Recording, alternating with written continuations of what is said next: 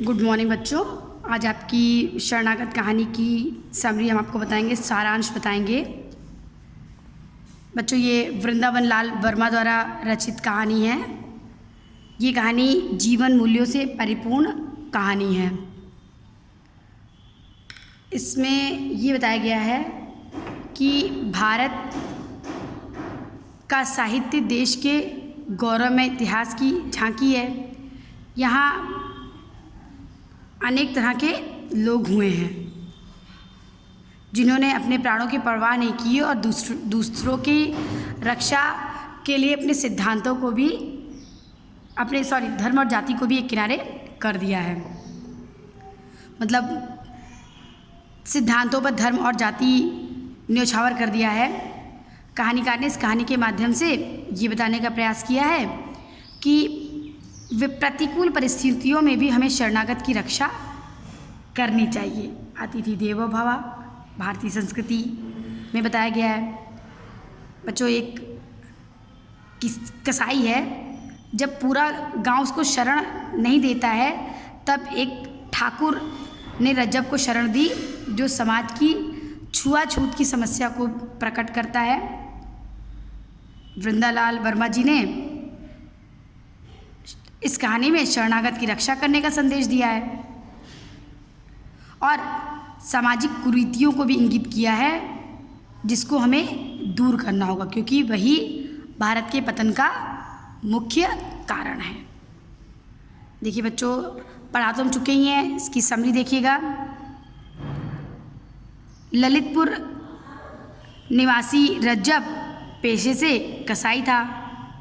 वह पैसा कमाने के लिए बाहर गया था। उसने पैसा कमाया, 200-300 रुपये की बड़ी रकम उसने कमाई और उसको अपनी गांठ में रख करके वो ललितपुर चलने के लिए निकल पड़ा। उसकी पत्नी साथ में थी, उसे बुखार था। ललितपुर भी काफ़ी दूर था। बैलगाड़ी में खर्च ज़्यादा पड़ता, तो उसने क्या किया कि पत्नी के बीमार होने के कारण उसे रात में मणपुरा नामक गांव में रुकने का निश्चय कर लिया। गरीब था बच्चों, बहुत पैसा नहीं था। 200-300 रुपये की बड़ी रकम कमाई। उसने सोचा थोड़ा तबीयत सही हो जाएगी पत्नी की रुक करके, तो कल फिर हम लोग पैदल निकल लेंगे। तो उसने बैलगाड़ी पर पैसा खर्च करने के लिए नहीं सोचा। लेकिन मणपुरा गांव में किसी ने भी उसको ठहरने के लिए जगह नहीं दी, क्योंकि वह मुसलमान था। उसे वहाँ पे बहुत लोग जानते भी थे, तो अगर वो चाहता कि जाति छिपा करके वहाँ आसरा ले तो वो भी नहीं कर सकता था, क्योंकि उसकी पत्नी की पोशाक और उसको लोग जानते थे। इस कारण से कोई उसे शरण नहीं दे रहा था। उसे ठहरने के लिए कहीं भी जगह नहीं मिली। बच्चों, कई जानवरों को भी चोरी छुपे खरीदा बेचा था उसने गांव से। इस कारण भी लोगों ने उसको शरण नहीं दी, उसके मुसलमान होने के कारण। उसी गांव में एक ठाकुर था जो गरीब था। उसके मतलब जैसे ठाकुर नाम से लगता है कि बहुत रईस होगा, अमीर होगा, धनवान, तो वो ठाकुर वैसा नहीं था। उसके हल बैल नहीं थे, उसकी थोड़ी सी ज़मीन थी जिसे किसान जोतते थे। छोटा सा मकान था, लेकिन गांव वाले उसे गढ़ी कहते थे। मतलब सम्मान पूरा देते थे। ठाकुर भले पहले की स्थिति में ना रहा हो, लेकिन उसको सम्मान उतना ही मिलता था जितना पहले ज़माने में मिला करता रहा होगा उसके परिवार वालों को। यहाँ तक कि लोग डर के मारे उसको राजा कहते थे। रज्जब बीमार पत्नी के साथ ठाकुर के दरवाजे पर पहुँचा। उसने ठाकुर से ये निवेदन किया कि वो उसको शरण दे दे, एक रात रहने की जगह दे दे। रज्जब ने ठाकुर को बताया कि वो कसाई है। ये सुनकर ठाकुर को बहुत गुस्सा आई। उसने सोचा कि मतलब इसकी इतनी हिम्मत कि मुस्लिम होते हुए मुझसे आश्रय लेने यहाँ आ गया। उसने बोला, तुम जानते हो किसका घर है? रज्जब ने कहा, हाँ जानता हूँ, ये राजा का घर है। वो राजा मतलब जो अपनी प्रजा के लिए कुछ भी कर सकता है। तो ऐसा जब ठाकुर ने सुना तो उसे लगा कि ये मेरी शरण में आया है। उसके हृदय में जो कठोरता थी वो गायब हो गई और उसने उन लोगों को शरण दे दी। ये कहा कि वो घर की ड्योढ़ी पर ही पड़े रहें और सुबह उठते ही चले जाएं। रज्जब ने भी कहा कि ठीक है, वो अपना खाना अपने साथ रखा है, चिलम हुक्का भी लाया है, तो उसे किसी चीज़ की ज़रूरत नहीं होगी और वो सुबह सुबह चला जाएगा। रज्जब ने सवेरे जल्दी निकलने की बात की। ठाकुर ने उसका नाम पूछा और पूछा कि तुम्हें कितना फ़ायदा हुआ। रज्जब ने सीधा सीधा उत्तर नहीं दिया, गोल मोल उत्तर दिया और फिर दोनों पति पत्नी सो गए। काफ़ी रात में ठाकुर के घर पर कुछ लोग आए। ठाकुर ने इशारे से उन्हें बुलाया और कहा कि आज का दिन खाली है। ठाकुर को लोगों ने बुलाया इशारे से, जो लोग आए उन्होंने कहा आज तो कुछ भी नहीं मिला, लेकिन सुना है एक कसाई रुपयों को लेकर के यहाँ आया और निकल गया, लेकिन कल उसको ज़रूर पकड़ लेंगे। ठाकुर समझ गया कि ये लोग उसी की बात कर रहे हैं जिस कसाई ने उसके घर में शरण ली है। ठाकुर ने घृणासूचक स्वर में कहा, कसाई की बुरी कमाई हम नहीं लेंगे। अब जो लोग आए थे वो चले गए। सुबह हुआ, लेकिन सुबह रज्जब की पत्नी का बुखार हल्का हो गया था थोड़ा बहुत, लेकिन उसके शरीर में बहुत दर्द था। वह जा सकने की स्थिति में नहीं थी, इसलिए रज्जब नहीं गया। ठाकुर ने उसे और रुकने की अनुमति नहीं दी। भले ही ठाकुर का दबदबा गांव में था, लेकिन उसे तब भी लोकमत का डर था कि लोग देखेंगे तो क्या कहेंगे कि हमने तो शरण नहीं दी, लेकिन गांव के ठाकुर होते हुए इन्होंने एक मुस्लिम को शरण दे दी, आसरा दे दिया।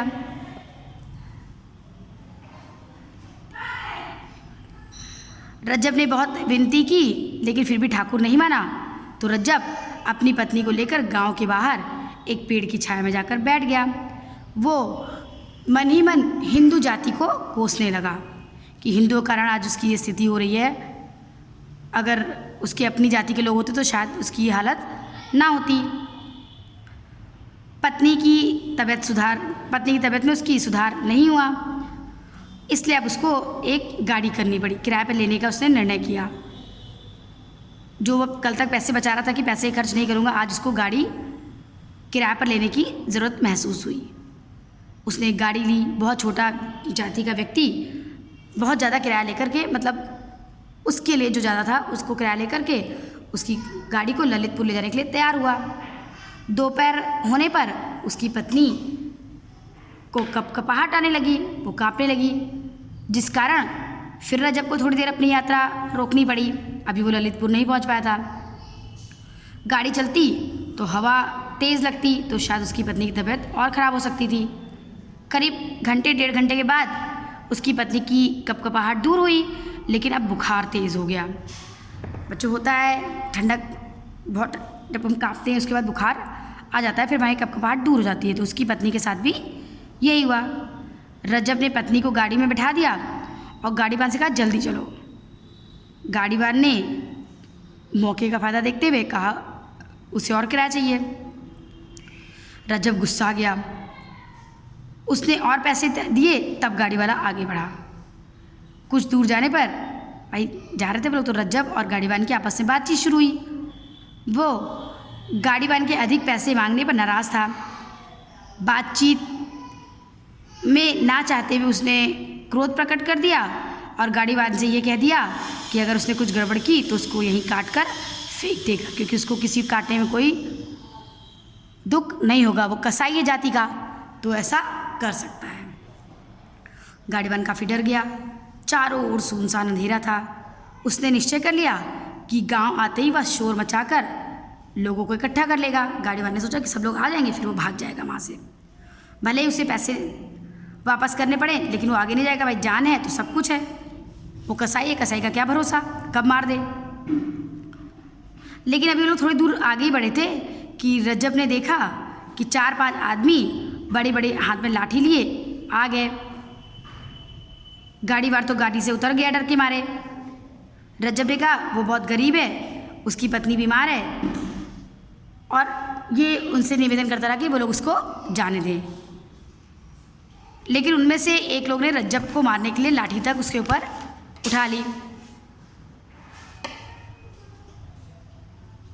गाड़ीवान को जब पकड़ा उन लठैतों ने, तो गाड़ीवान ने कहा कि गाड़ी तो किराए की है। वो किराए पे उन लोगों को ले जाने के लिए तैयार था। उसके पास तो कुछ भी पैसे नहीं, बस 3-4 आने हैं। रज्जब से पूछा गया तो रज्जब ने कहा कि वो भी ललितपुर का एक किसाई है। अरे कसाई है। उन लाठैतों में से एक आदमी ने अपने साथी से कहा, इसका नाम रज्जब है, तो छोड़ो चलो यहाँ से। वह नहीं माना। दूसरा वाला जिसने मतलब एक ने मना किया, तो बच्चों जिसने मना किया था वो कौन था? दाऊद जी, ठाकुर था, जिसके यहाँ रज्जब ने शरण ली थी। उनके साथी ने कहा कि हम कसाई कुछ नहीं मानते हैं, लेकिन जो ठाकुर था उसने कहा कि छोड़ना ही पड़ेगा, इस पर हम हाथ नहीं फैलाएंगे। दूसरे आदमी ने कुछ नहीं सुना, वो लाठी लेकर गाड़ी पर चढ़ गया। अभी वो गाड़ी पर चढ़ा ही था, रज्जब के ऊपर लाठी रखकर उसे पैसा मांगने के लिए कहने ही वाला था कि नीचे जो व्यक्ति खड़ा था वही बच्चों ठाकुर, उसने कहा नीचे उतर आओ, उससे मत बोलो, उसकी औरत बीमार है। लेकिन गाड़ी पर चढ़ा हुआ व्यक्ति नहीं माना।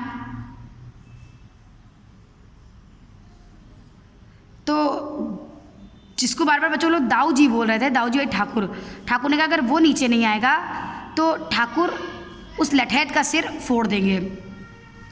इसका कारण ये है कि रज्जब उनकी शरण में आया था, इसलिए वो रज्जब को कुछ भी नहीं करेंगे। गाड़ी पे चढ़ा हुआ लठैत नीचे आया।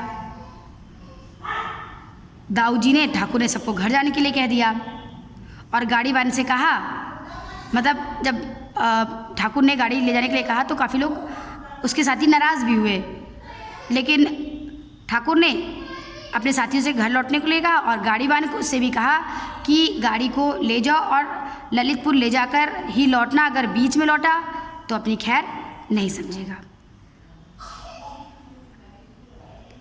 और उन्हें ये भी कहा, जब उनके साथी नाराज़ हो गए तो साथियों ने कहा कि अब अगली बार वो उसके साथ नहीं आएंगे। तो उन्होंने कहा कि कोई ज़रूरत नहीं उन लोग को उसके साथ आने की, क्योंकि वो अकेले बहुत कर गुजरता हूँ या बहुत कुछ कर सकता है अकेले ही, परंतु बुंदेला शरणागत के साथ घात धोखा, ठीक है।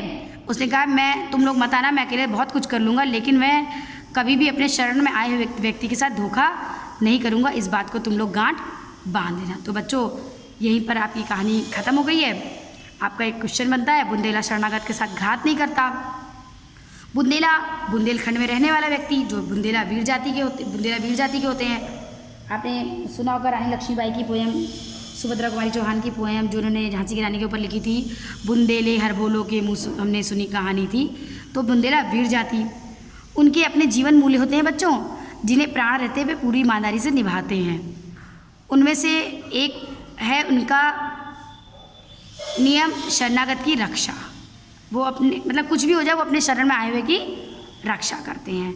तो ये इसकी कहानी समरी है बच्चों, इसको पढ़ लीजिएगा। लेसन हम पढ़ा चुके, फिर लेसन एक बार आप पढ़ कर भी देख लीजिएगा, ठीक है। Bye and take care everyone.